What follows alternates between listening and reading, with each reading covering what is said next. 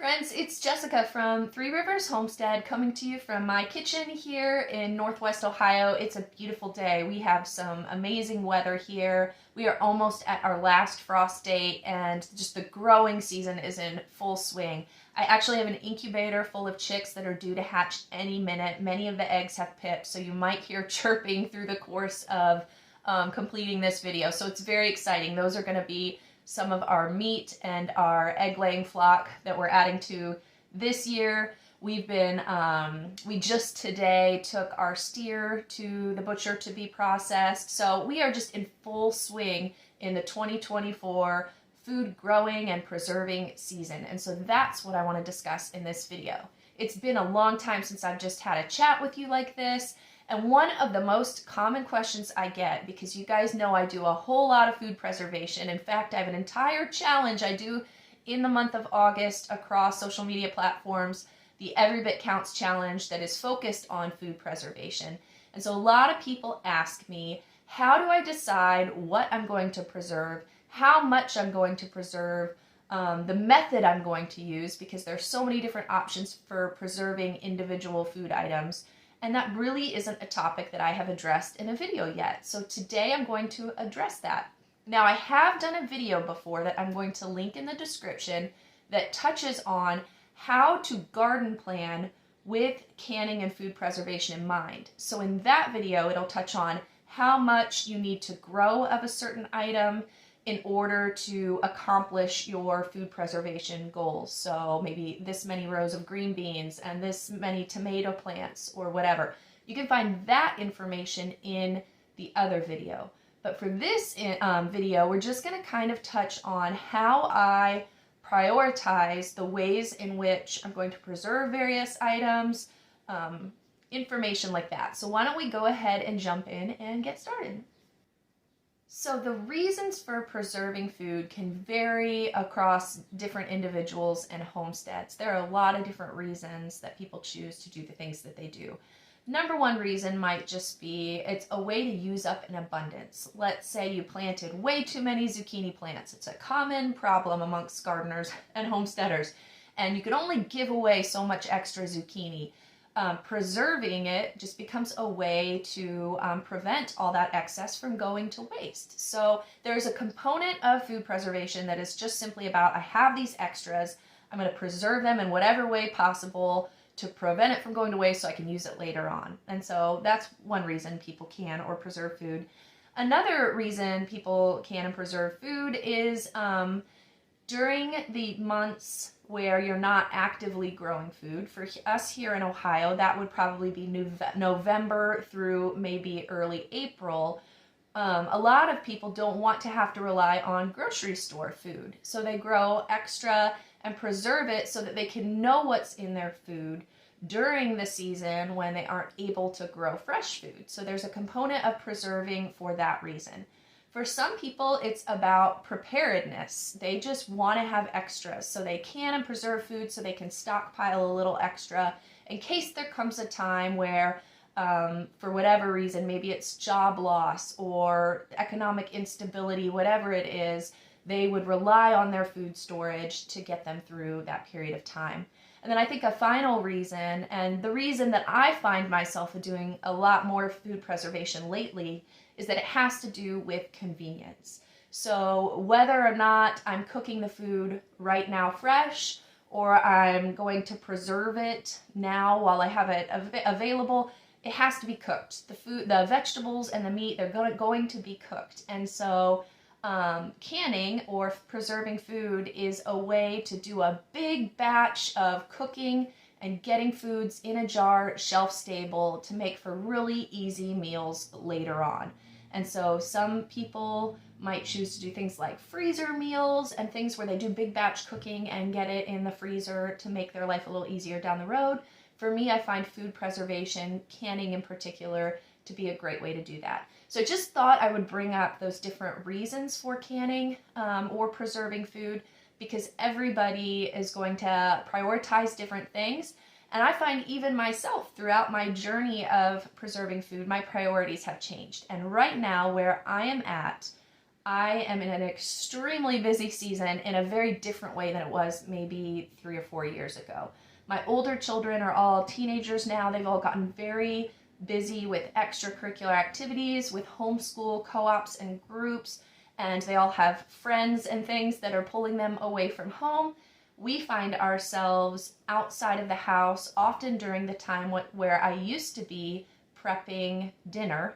So I need really easy, convenient meals during those busy days of the week.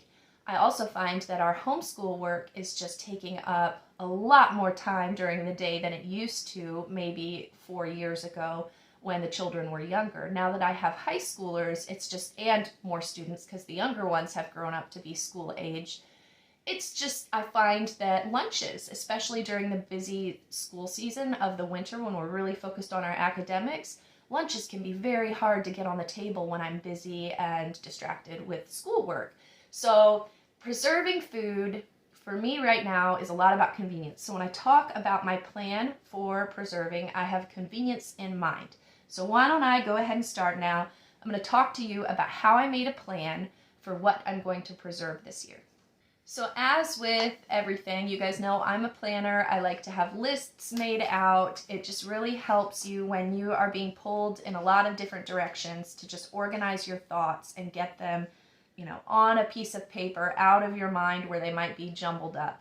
So what I did to plan for this year's growing and preserving season is I started by making a list of the things that we like to eat for breakfast, lunch, and dinner during the non-growing season. Our diets are very different from those months that I mentioned of November through the beginning of April versus during the growing season when eggs are abundant, fresh produce is abundant, all sorts of things like that. When we can grill meat outside and cook outside, it's going to look very different than when we are stuck indoors and we're relying more on preserved fruits and veggies and things like that. So I sat down and I made that list of breakfasts, lunches, and dinners as a starting point because I know the things that my family likes to eat during those months. Then the next thing I did is I took those meals that we like to eat and I thought about in a normal year, how many times per week do we eat that food? Once I have that information, I can then start thinking how much of each preserved item do I need in order to complete that meal? Just for one meal.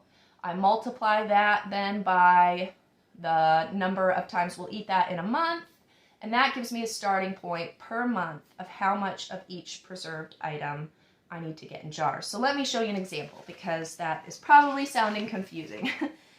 Soup. We are the kind of family that eats soup all winter. We love soup. As a busy mom, I find soup to be the easiest thing to get on the table for lunchtime. It requires very little effort and thought on my part. The kids love it. It's full of nutrition. It's warm on really cold winter days. We could eat soup very easily 4 out of the 5 weekdays that I'm, making food for the children and we're doing school.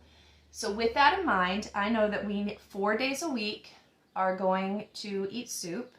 I'm going to need 9 pints of soup per day because with the way the children eat, I have some little ones and some older ones that are eating, plus myself.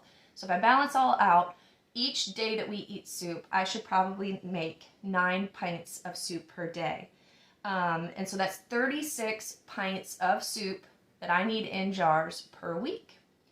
And then I think about how there are pretty much 10 weeks during the months of January and February where I wouldn't be going to the grocery store to get convenience foods, where I'm just heavily relying on the stuff that we have stored up. That means that I would need during that 10-week period a minimum of 360 pints of soup canned up. That's my starting point and my goal for the year. And obviously that's a minimum. If I were to preserve more and get it in jars, I know my family will eat it. But that sort of gives you an idea of how I decide how much I need to get put up so that we don't run out throughout the year. So that's just lunch soup during that winter time where I really find myself relying very heavily on what I have in stock. Now, that doesn't mean that I won't can more soup. That's just the pints. We might do quarts. I find that as a family, we will have chili throughout the months of maybe November, December, January, February. At least once a week, we could have it very easily. Every weekend, usually on Saturday afternoon, Adam, if it's cold and dreary out, he'll be like, why don't you make a big pot of chili for lunch? And so I know that to feed my family, I'm going to need a quart of chili base. And I've made videos before about how I can chili base. It's not chili in a jar ready to eat. It's just a base with all of the concentrated flavors and peppers and onions and all of that stuff that then we will add some extra tomato sauce and some meat and things like that to a jar of beans and things. But I'm going to know that I need a minimum of 25 quarts of that chili base in order to meet my goals for being able to make chili for my family throughout the year when I think we're going to want it. So that's just a little peek into how I am making those kinds of decisions. That covers a lot of the lunches because we do soups. Why don't I talk to you about how I've decided some of the other things? Okay, pie filling, for example. It's something I love to can. I find that having canned pie filling makes it, I can whip up a homemade pie in less than 10 minutes. All I've got to do is make a crust, dump in my pie filling, get it all rolled out and put together and in the oven. Literally 10 minutes of my time. And so how do I decide how much of that pie filling to can for the year? Well, I know that as a family, if we want to have pie in an evening, I need a minimum of 3 quarts of pie filling. That is about what my teenagers and Adam, what they will eat, because I feel like if I eat 2, it's almost enough, but someone is always maybe wanting a little bit more. If I make 3, it always covers everybody, and there might be a little extra for Adam to have the next night as a treat or something like that. So if I know I need 3 quarts, and I know that we are going to have pie not every week. We don't tend to have that every week of the year, but maybe twice a month. So that tells me that I'm going to need 75 quarts of pie filling in order to make it through the whole year making pie in the ways that I want. And so that's it sounds like a lot, but it really isn't if you think, okay, I'm going to do maybe 1 or 2 batches of apple pie filling, 1 or 2 batches of peach pie filling when I have my peaches available. I'll do maybe 1 of blueberry pie filling. I might get 1 of strawberry in. I'll do some pumpkin pie. I usually do a freeze-dried pumpkin pie base that then I can rehydrate and stuff like that. If you combine all of those, it's really not hard to get to 75 quarts. It just maybe, means doing a couple batches of each type of fruit as it becomes available. So that is how I decide how to do a lot of my canning and preserving. So if you guys are looking to do the same thing, all you need to do is just sit down, make a list of the foods that you like to eat during the time of year when you'll be heavily relying on your preserved foods. Think really hard about what preserved items need to go into those foods, and then kind of do the calculations to see how many of those jars then you will need in order to accomplish making that meal X amount of times a month. Multiply it by the number of months you'll be relying on that canned food, and that will give you a starting number. Obviously, you reach a point as a homesteader, as a mother who's cooking for a small army, that you can never really make too much. So it's good to have a minimum amount. And if you exceed that and can more, obviously you'll find a way to eat it. But it's really good to kind of evaluate for yourself and figure out what is the minimum that I need to fill my shelves and be prepared to feed my family the foods that they love to eat throughout the time of year when I'm not going to be going to the store and I'm going to be relying on the things that we have preserved. So now I have all of my lists, and I'm going to go through and I'm just going to get it in a nice organized fashion. I need 50 quarts of frozen fruit. I need a minimum of 52 pints of jam and jelly.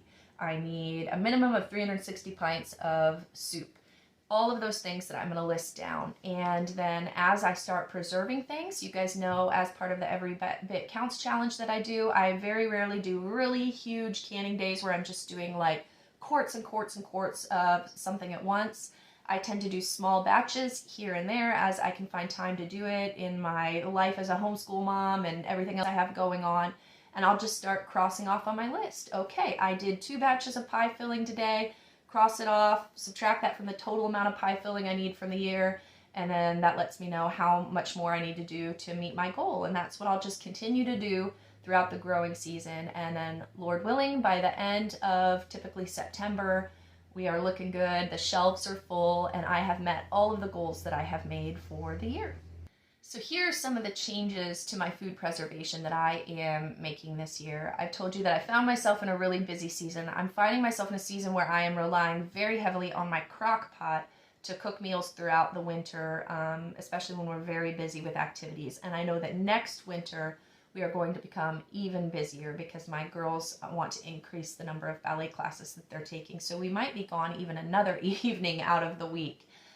So I have that in mind with a lot of my food preservation, is preserving things that I know will translate well into crock pot meals, because that's just the season of life that we're in. So I found myself doing a lot of marinades in jars, things like, you guys know I love to make like a pork roast that I pour peach salsa over, so canning a lot of that peach salsa so that I can make enough of that throughout the year. Things like that. That is my goal and my focus. I feel like I used to, in previous years, when I was a lot more home-based in the evenings and had time to cook elaborate dinners from scratch, I found myself canning and preserving food in separate jars. So I would can a lot of, let's say, canned corn in one jar, and I would do a lot of canned potatoes here in one jar, and then I do canned carrots, and the items would be separate. And then I would take a bunch of jars and blend them together to create a meal. But I talked about convenience. I'm reaching a point where I just need to be able to dump, warm up, and go, or dump it in a crock pot and turn it on. So I'm finding myself doing a lot less canning of single ingredient items and a lot more meals in jars. And another change we made last year is that we now have the cellar space available as cold storage. There's a lot more space for me to preserve food. So this will be my first growing season where I am going to intentionally go into it knowing that I have space to store root vegetables. So I'm growing a lot more squash, I'm growing a lot more cabbage, growing a lot more carrots and things like that that I can put down in the cellar, store them, and have them available. And then when I want to make dinners, I'm relying less on canned items, and I'll have those things available, which is a really fun change for us. I've also told you that soups are one of my favorite things to make throughout the winter. It's so easy and convenient for me, but I don't typically love to take single ingredient canned items that are already pressure cooked in the jars and then put them in a slow cooker or a pot on the stove to combine them and cook them into a soup over another long period of time. I feel like by the time you get done with that, you've cooked everything to mush.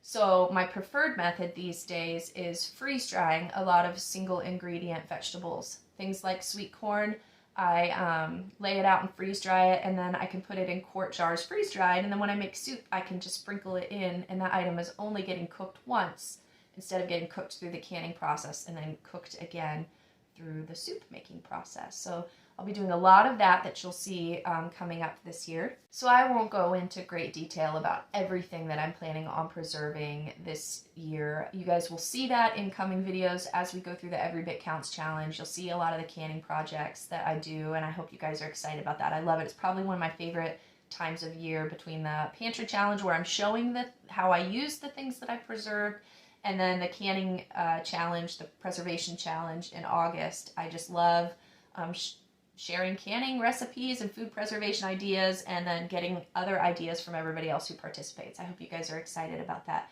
But I guess the point of this video, I want to show you that just like with everything else in life, going into the preservation season with a plan is extremely helpful. Not only if you have a plan will you waste less of the excess produce that you've grown, because you'll know, okay, when I have extra green beans, this is what I'm going to do with them. But then you're going to waste less of your preserved foods. I think a lot of people, when they don't have a plan, they just say, oh, I have extra green beans. Why don't I just toss them in the freezer and do this? Without actually thinking about, well, do you like to eat green beans that way? What will you use those green beans for? and then you're less likely to end up with green beans in the freezer 9 months later with freezer burn on them that you forgot about because they were just an afterthought. If you're intentionally planning out your food preservation, the food will get used, it will get cycled through, and it will all come together. So anyways, I hope this is helpful and answered that question that I very commonly get. People ask, how do I decide how much I'm going to preserve of things, how much I'm going to grow of things? If you check out the other video I linked in the description about garden planning, that will answer part of that question. And then the goal of this video was to obviously answer the other part. These are the formulas that I use, and that is my plan for this year. Okay, so as I mentioned, we are just right in the beginning of the food preservation season. None of those chicks that I mentioned that might be hatching have hatched yet, but I hear a lot of chirping, so we're really close to that. As I mentioned, we've got beef right now being processed. My garden is looking lovely. I just have about 2 weeks before I can plant out summer crops, and then Lord willing, just in a couple weeks, we'll be doing harvests and preserving food from the spring garden. It's very exciting. This is such a fun time of year, and I'm very excited to bring you guys along on the journey. So, all right, I guess that's all I have for this week. We'll be back next week with one of my more typical videos in the kitchen where I'm going to be showing you some meals and some food preservation ideas. But that is all I have for this week. All right, friends, we will see you next time. Bye.